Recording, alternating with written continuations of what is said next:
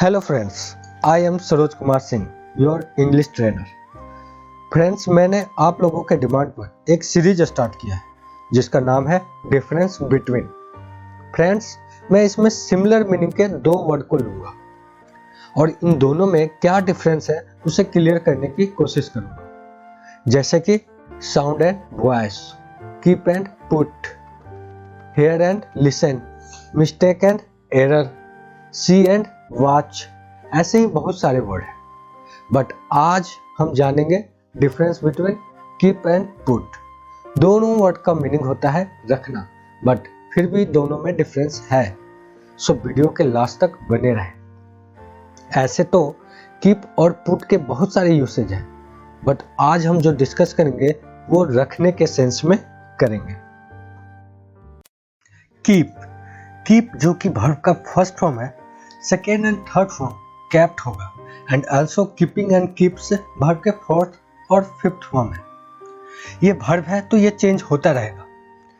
Keep को समझने के लिए हमने इसे दो पार्ट्स में डिवाइड किया है, जिसका first part is to have something. To have something that means रखना।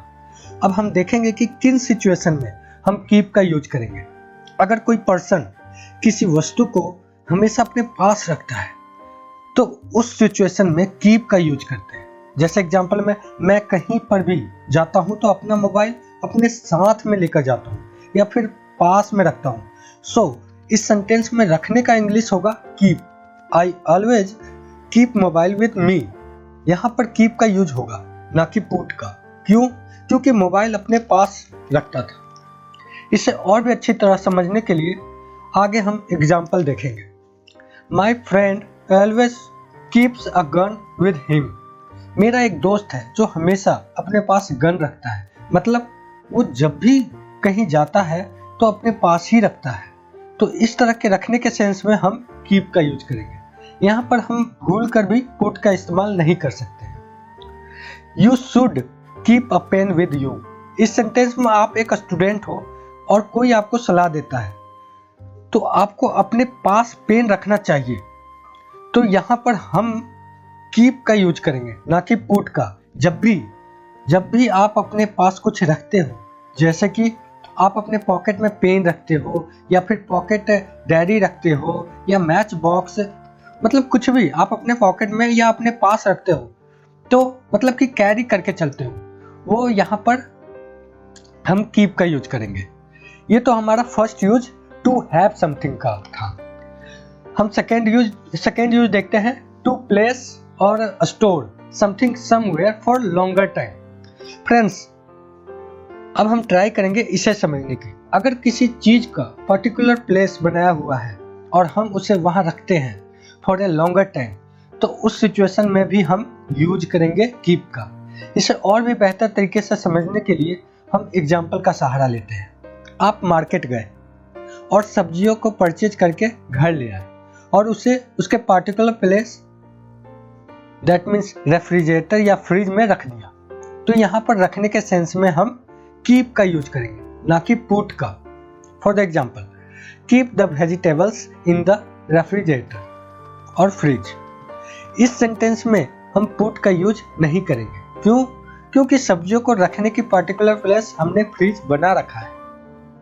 इसी तरह अगर हम कप की बात करें तो कप का पर्टिकुलर प्लेस कहाँ होता है? किचन होता है। सो हम यूज करेंगे कीप का। I keep the cup in the kitchen. मैं कप में किचन रखता हूँ। ही always keep his shoes under the bed. He always keeps his shoes under the bed.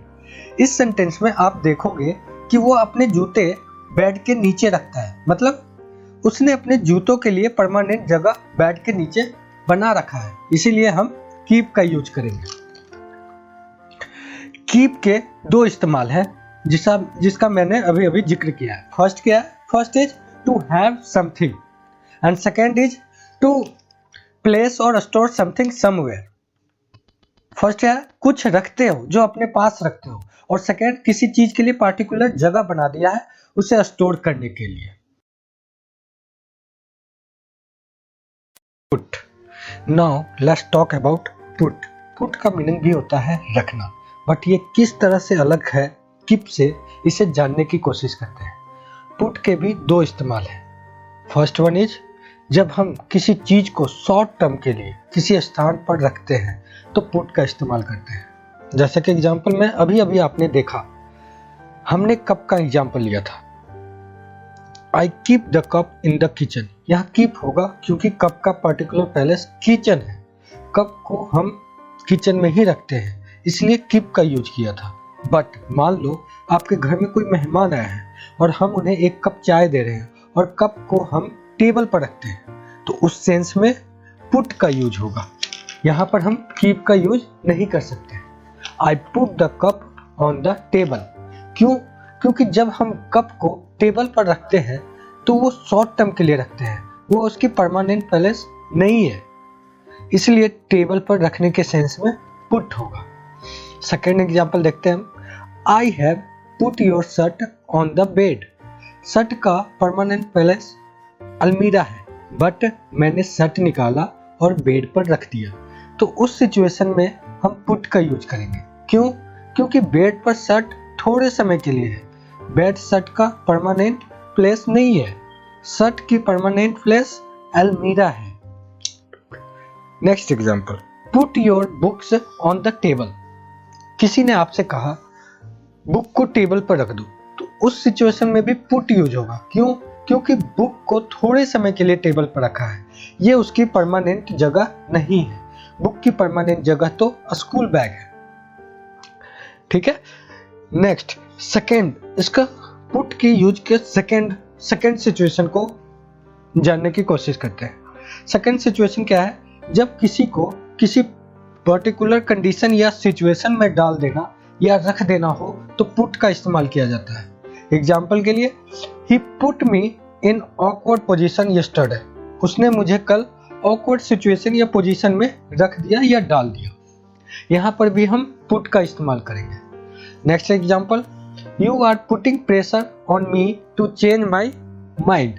मतलब आप मेरे पर प्रेशर डाल रहे हो मेरे माइंड को चेंज करने के लिए। सो यहाँ पर पुट का यूज होगा। सो फ्रेंड्स, आई होप अब आपको कीप और पुट का डिफरेंस समझ में आ चुका हो। अगर ये वीडियो आपको अच्छी लगी हो तो लाइक करना ना भूलें और साथ ही शेयर भी करें। हमारी अगली video see, watch and look के डिफरेंस पर होगा। सो हमारे चैनल को सब्सक्राइब करें ऐसी नॉलेजेबल वीडियो पाने के लिए। थैंक्स।